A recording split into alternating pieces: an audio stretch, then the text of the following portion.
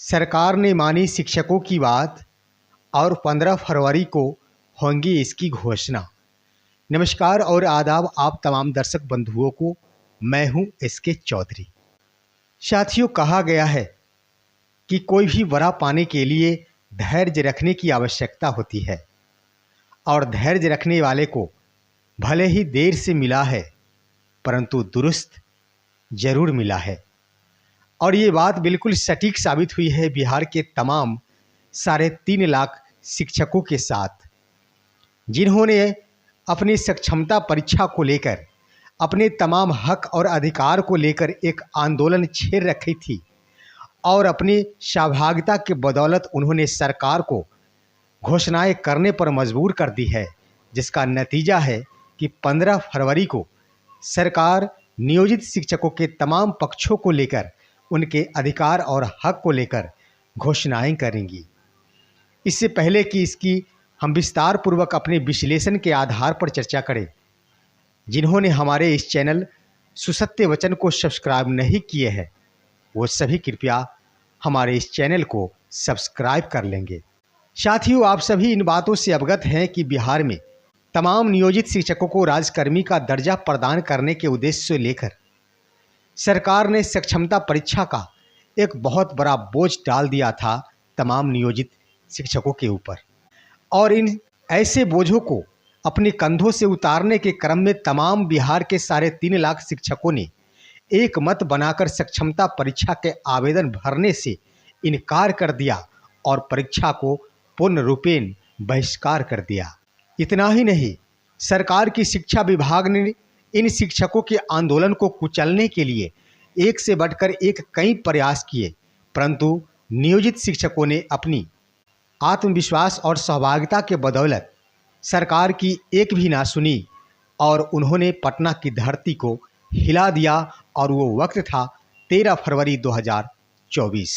बिहार के तमाम लगभग 1 लाख से ऊपर की संख्या में नियोजित शिक्षकों ने पटना की धरती पर 13 फरवरी 2024 को अपनी उपस्थिति दर्ज कराई और इस प्रकार अपने आंदोलन को धारदार बनाया कि तमाम पक्ष से लेकर विपक्ष के तमाम बड़े बड़े नेताओं द्वारा नियोजित शिक्षकों के पक्ष में उतर गए। और जिसका नतीजा हुआ कि बिहार के वर्तमान शिक्षा मंत्री विजय कुमार चौधरी ने मीडिया के समक्ष यह बयान दिया, सरकार के समक्ष आज नियोजित शिक्षक चुनौती खड़े कर रहे हैं और सरकार अभी तक ये फैसला नहीं ली है कि नियोजित शिक्षकों को परीक्षा में असफल होने के बाद सेवा से हटा दिया जाएगा। ये तो सरकार को निर्णय लेना है। इतना ही नहीं साथियों, बिहार के उप मुख्यमंत्री और भाजपा नेता सम्राट चौधरी सदन में ही स्पष्ट रूप से ये बयान दिया, हर हाल में शिक्षक अपनी सेवा में बने रहेंगे, चाहे वो सक्षमता परीक्षा में सफल हो या फिर असफल हो। तो दोस्तों, एक प्रकार से कह दिया जाए तो जीत तो हो गई है तमाम नियोजित शिक्षकों को, और वो इस रूप में कि वो तमाम शिक्षक अपनी सेवा में बने रहेंगे, उसे कोई नहीं हटा सकता। परंतु शिक्षकों की प्रमुख मांगे सक्षमता परीक्षा का बहिष्कार है। इससे पहले की बिंदुओं पर हम आप सभी को रूबरू करा दें कि 13 फरवरी को तमाम नियोजित शिक्षकों द्वारा गर्दनी बाग में धरना का कार्यक्रम आयोजित किया गया था और बड़े ही शांतिपूर्ण तरीके से तमाम शिक्षक नेताओं द्वारा अपनी बातों को सरकार के समक्ष प्रस्तुत की जा रही थी। इसी क्रम में बिहार सरकार के मुख्य सचिव के एक प्रतिनिधि मंडल ने शिक्षक नेताओं के पास आकर वार्ता प्रारंभ की। साथियों, ये वार्ता असफल रही और इस क्रम में तमाम शिक्षक नेताओं ने आपातकालीन उसी धरना स्थल पर एक बैठक बुलाई और बैठक के क्रम में उन सभी ने एक निर्णय लिया कि क्यों नहीं एक मौका वर्तमान उप मुख्यमंत्री सम्राट चौधरी को दिया जाए, आखिर वे हमसे बात करते हैं या फिर वो भी इनकार करते हैं। इसी क्रम में तमाम नियोजित शिक्षक भाजपा कार्यालय के पास पहुंचे, जहां की पुलिस के द्वारा सबसे पहले इन तमाम शिक्षकों को वहां से भगाने की कोशिश की गई, जिस क्रम में झड़प हुई और लाठियां चार्ज भी की गई। 2 शिक्षिकाओं को गिरफ्तार कर लिया गया और दर्जनों शिक्षक इसमें गंभीर रूप से घायल हो गए। इस बिंदुओं को देखते हुए अब बहुत बड़ा दबाव बना उप मुख्यमंत्री सम्राट चौधरी के ऊपर, और जिन्होंने अपने ऊपर बनते दबाव को देखते हुए तमाम शिक्षकों के 11 सदस्यीय शिष्टमंडल से 15 फरवरी 2024 को वार्ता करने को आश्वासन दे दिया। साथियों, इस क्रम में बता दें कि एक तरफ जहां शिक्षकों को हटाने की बात समाप्त हो चली है और दूसरी तरफ 15 फरवरी को वार्ता होंगी। आखिर इन वार्ता में किन किन बिंदुओं को शामिल किया जा सकता है, किन किन बिंदुओं को शिक्षक के शिष्टमंडल सदस्यों की ओर से रखा जा सकता है और सरकार किन सब बिंदुओं को एक्सेप्ट करती है, आइए इसे हम बारी बारी से प्रस्तुत करते हैं, जिसे हमने अपने विश्लेषण के आधार पर तय किया है और ये निश्चित है कि ये बिल्कुल सटीक साबित होने की संभावना है। साथियों, शिष्टमंडल सदस्यों की वार्ता के दौरान सबसे प्रमुख मांगे होगी बिना शर्त तमाम बिहार के 3.5 लाख नियोजित शिक्षकों को राजकर्मी का दर्जा प्रदान किया जाए। इन बिंदुओं को सुनते हुए सर्वप्रथम उप मुख्यमंत्री द्वारा इन बातों को इनकार किया जाएगा। लेकिन साथियों, एक बड़ी बात हम बता दें, सरकार के समक्ष एक बहुत बड़ा अवसर है और वो भी वर्तमान भाजपा सरकार के ऊपर, क्योंकि नई नई सरकार विश्वास मत हासिल करने के बाद अब होड़ हो चली है क्रेडिट लेने की। तो निश्चित रूप से ऐसे मौके को भाजपा सरकार गंवाना नहीं चाहेगी और तमाम नियोजित शिक्षकों का क्रेडिट लेना बिल्कुल सही निर्णय समझेगी और जिसके उपरांत ज़्यादा से ज़्यादा संभावनाएं हैं कि भाजपा सरकार द्वारा नियोजित शिक्षकों को बिना शर्त राजकर्मी का दर्जा प्रदान कर दिया जाए, क्योंकि वे समझ चुकी है कि एक तरफ घोषणाएं हो चुकी है कि तमाम नियोजित शिक्षकों को परीक्षा में असफल होने के बाद भी सेवा से हटाया नहीं जाएगा। जब सेवा से हटाने की बात नहीं और सभी को राजकर्मी का दर्जा प्रदान कर दिया जाएगा, तो ऐसे में अवसर है कि क्यों नहीं शिक्षक नेताओं के समक्ष सटीक पूर्ण निर्णय लेते हुए घोषणाएं कर दी जाए और उन तमाम 3.5 लाख नियोजित शिक्षकों का संपूर्ण 100% क्रेडिट अपने हाथों में ले लिया जाए। साथियों, इन बिंदुओं को देखते हुए ये भी संभावनाएं हो सकती है कि माननीय मुख्यमंत्री अपने अपर मुख्य सचिव के पाठक के इशारों पर चलते हैं और उनके बिंदुओं को बखूबी सहर्ष पालन करते हैं। इस क्रम में भाजपा नेता और उप मुख्यमंत्री सम्राट चौधरी के पास ये भी मजबूरी बन सकती है कि एक बार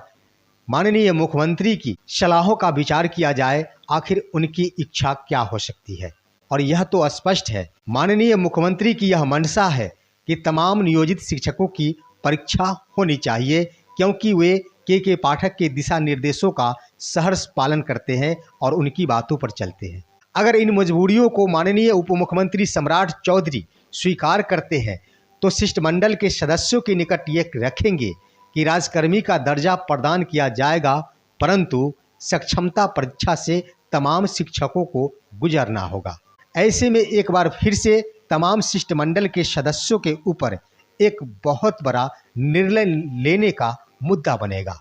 पहली नज़रों में तमाम शिक्षक नेताओं द्वारा ये तो निश्चित रूप से इनकार किया जाएगा कि सक्षमता परीक्षा में तमाम शिक्षक नहीं भाग लेंगे, परंतु बीच का रास्ता निकालते हुए यह नीति वो अपना सकते हैं कि अगर सक्षमता परीक्षा में तमाम नियोजित शिक्षक शामिल होते हैं तो हमारे भी कुछ शर्तें हैं और बिंदु हैं, उस पर विचार और अमल किया जाए तो सक्षमता परीक्षा में तमाम नियोजित शिक्षक भाग ले सकते हैं। इस क्रम में शिष्टमंडल के सदस्यों द्वारा बताया जाएगा कि सर्वप्रथम जो भी परीक्षाएं आयोजित की जाएगी वह एक सिलेबस आधारित परीक्षा नहीं बल्कि विभागीय परीक्षा होनी चाहिए। और दोस्तों, विभागीय परीक्षा वही होगी जिससे तमाम नियोजित शिक्षक वर्तमान में शैक्षणिक गतिविधि से जुड़े हुए हैं, तमाम बच्चों के साथ जुड़े हुए हैं और विभागीय परीक्षा में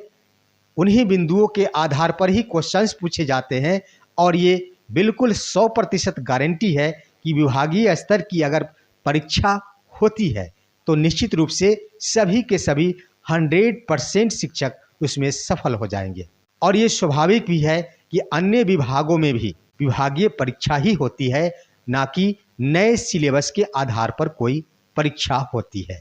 तो इस क्रम पर मजबूरी होगी माननीय उप मुख्यमंत्री सम्राट चौधरी विभागीय परीक्षा पर निश्चित रूप से सहमति जता सकते हैं। दूसरा बिंदु होगा तमाम नियोजित शिक्षकों की ओर से कि अगर इस विभागीय परीक्षा में तमाम शिक्षक सफल हो जाते हैं तो उन शिक्षकों को इसका क्या लाभ मिलेगा, क्योंकि सरकार सदन से लेकर मीडिया तक ये घोषणा कर चुकी है 13 फरवरी को कि किसी भी सूरत में शिक्षक अपनी सेवा में बने रहेंगे। तो हर हाल में जब वे अपनी सेवा में बने रहेंगे तो वर्तमान वित्तीय लाभ उन्हें मिलता रहेगा, लेकिन विभागीय परीक्षा में सफल हो जाने के बाद आखिर तमाम शिक्षकों को क्या वित्तीय लाभ मिलेंगे, क्योंकि अन्य विभागों में भी अगर विभागीय परीक्षा होती है तो उसके उपरांत सफलता प्राप्त करने वाले कर्मियों को एक बहुत बड़ा वित्तीय लाभ प्रदान किया जाता है। साथियों, इस क्रम में शिष्टमंडल के सदस्यों की ओर से ये प्रस्ताव निश्चित रूप से रखा जाएगा कि वर्तमान में विशिष्ट शिक्षक नियमावली जो लाया गया है उसमें बदलाव करते हुए सफलता प्राप्त तमाम नियोजित शिक्षकों को विशिष्ट शिक्षक के बदले सहायक शिक्षक नाम दिया जाए। और निश्चित रूप से जब सब कुछ देने के लिए तैयार है तो उप मुख्यमंत्री इसे स्वीकार कर सकते हैं कि विशिष्ट शिक्षक के जगह सहायक शिक्षक दे दिया जाए। एक मिनट के लिए अगर उप मुख्यमंत्री महोदय ये बात सोचते हैं कि हमें जदयू को लेकर भी चलना है और मुख्यमंत्री की बातों को भी इसमें रखना है, तो वो एक क्रम में कह सकते हैं कि ये विशिष्ट शिक्षक ही रहेंगे, लेकिन उन्हें राजकर्मी का दर्जा प्रदान किया जाएगा। साथियों, इन बातों को सुनने के बाद 11 सदस्यीय शिष्टमंडल के सदस्यों द्वारा निश्चित रूप से बीच के रास्ते निकालने के क्रम में अब बात ये कही जाएगी कि अगर विशिष्ट शिक्षक ही नाम रखी जाती है तो निश्चित रूप से वित्तीय लाभ निश्चित रूप से सफल शिक्षकों को मिलनी चाहिए। और उनकी ओर से ये बात कही जाएगी कि वर्तमान में जो पे मैट्रिक्स का लाभ नियोजित शिक्षकों को मिल रहे हैं, बस वही पे मैट्रिक्स विशिष्ट शिक्षक नियमावली का हूबहू लागू होना चाहिए। साथियों, इस क्रम में आप सभी को हम स्पष्ट कर दें कि वर्तमान में जो नियोजित शिक्षकों को पे मैट्रिक्स का लाभ मिल रहा है उसमें सबसे पुराने शिक्षकों को 1 to 5 बेसिक ग्रेड के शिक्षकों को 13वें पे मैट्रिक्स का लाभ मिल रहा है। और 13वें पे मैट्रिक्स के अंतर्गत वर्तमान में बेसिक ग्रेड के शिक्षकों का बेसिक पे 30,420 रुपये है। और शिष्टमंडल के सदस्यों द्वारा यही बात कही जाएगी कि यही 13वां पे मैट्रिक्स विशिष्ट शिक्षक नियमावली के पे मैट्रिक्स के आधार पर दिया जाए। साथियों, ये तो निश्चित है कि इन बातों को सम्राट चौधरी अवश्य स्वीकार कर लेंगे, क्योंकि ये तमाम नियोजित शिक्षकों का वाजिब हक है। और इसके क्रम में 13वां पे मैट्रिक्स विशिष्ट शिक्षक नियमावली के अंतर्गत हो जाता है 35,640 रुपये। साथियों, इस क्रम में हम आपको बता दें वर्तमान में तमाम शिक्षक 30,420 रुपये बेसिक पे के हिसाब से अभी वर्तमान में तमाम बेसिक ग्रेड 1 to 5 के शिक्षक जो कि ग्रामीण क्षेत्रों के शिक्षक हैं उनका वेतन मिल रहा है 46,630 रुपये। और ये 13वां पे मैट्रिक्स है। यही 13वां पे मैट्रिक्स विशिष्ट शिक्षक नियमावली के लागू होते हैं तो उनका बेसिक पे होता है 35,640 रुपये। और यही बेसिक पे की दर से उनका वेतन हो जाएगा 54,460 रुपये। शहरी क्षेत्रों के शिक्षकों का अलग से वेतन निर्धारित होगा। साथियों, ये जो वेतन हम आप सभी को बता रहे हैं वे सभी के सभी बिना कटौती के हैं। अब तुलनात्मक दृष्टिकोण से देखा जाए तो वर्तमान में विद्यालय अध्यापक जो कि सीनियर सेकेंडरी के अंतर्गत बहाल हुए हैं उन सभी का वेतन वर्तमान में बिना कटौती का 49,000 रुपये है। और नियोजित शिक्षकों को परीक्षा में सफलता उपरांत मिलेंगे 54,460 रुपये, जो लगभग 5,500 रुपये अधिक होंगे सीनियर सेकेंडरी के टीचर से, विद्यालय अध्यापक के टीचर से, 1 to 5 के टीचर का, सबसे पुराने शिक्षकों का। और ये लाभ उनको मिलेगा पूर्व की सेवाओं का, क्योंकि वर्षों से उन्होंने सेवा दी है और इसका वरीयता का लाभ मिलते हुए उनका वित्तीय लाभ प्रदान किया जाएगा। साथियों, आपको हम बता दें कि निश्चित रूप से इसे स्वीकार कर लेंगे उप मुख्यमंत्री, क्योंकि ये मिलना चाहिए शिक्षकों को जिसे शिक्षा विभाग द्वारा रोका जा रहा है। परंतु इन तमाम बिंदुओं के बाद इससे भी इनकार करना अनुचित होगा कि अगर भाजपा सरकार और जदयू सरकार के बीच में इन बिंदुओं को लेकर, क्रेडिट को लेकर अगर विवाद उत्पन्न होते हैं तो निश्चित रूप से ये टल भी सकता है और वार्ता विफल भी हो सकती है। परंतु शिक्षक नेताओं ने यह स्पष्ट घोषणा कर दी है कि वार्ता अगर विफल होती है तो निश्चित रूप से अलग रूपरेखा तैयार की जाएगी और तमाम बिहार के नियोजित शिक्षक लड़ाइयां लड़ते रहेंगे अपने नए रणनीति के अनुसार। लेकिन उन्होंने स्पष्ट कर दी है कि हर हाल में नियोजित शिक्षक सक्षमता परीक्षा का बहिष्कार कर रहे हैं और वे बहिष्कार करते रहेंगे। साथियों, इन तमाम बिंदुओं पर आप सभी का क्या कहना है? आप सभी अवश्य बताएंगे कि आखिर इसमें आपकी क्या राय हो सकती है, क्योंकि हमारे विश्लेषण के आधार पर नियोजित शिक्षक अपनी जंग को जीत लिए हैं। सरकार घोषणाएं करने पर मजबूर हो गई है और यो वक्त दूर नहीं जब तमाम शिष्टमंडल के सदस्यों द्वारा सरकार की वार्ता सफल हो जाएगी और 15 फरवरी को तमाम नियोजित शिक्षक एक दूसरे से मिठाइयां बांटते नजर आएंगे। आप हमारे इस वीडियो को लाइक करेंगे और तमाम शिक्षकों के बीच इसे शेयर कर देंगे ताकि वो भी अपनी विचार को प्रकट कर सके। हम फिर मिलेंगे आपसे अगले वीडियो में। तब तक के लिए कहते हैं जय हिंद, जय भारत दोस्तों।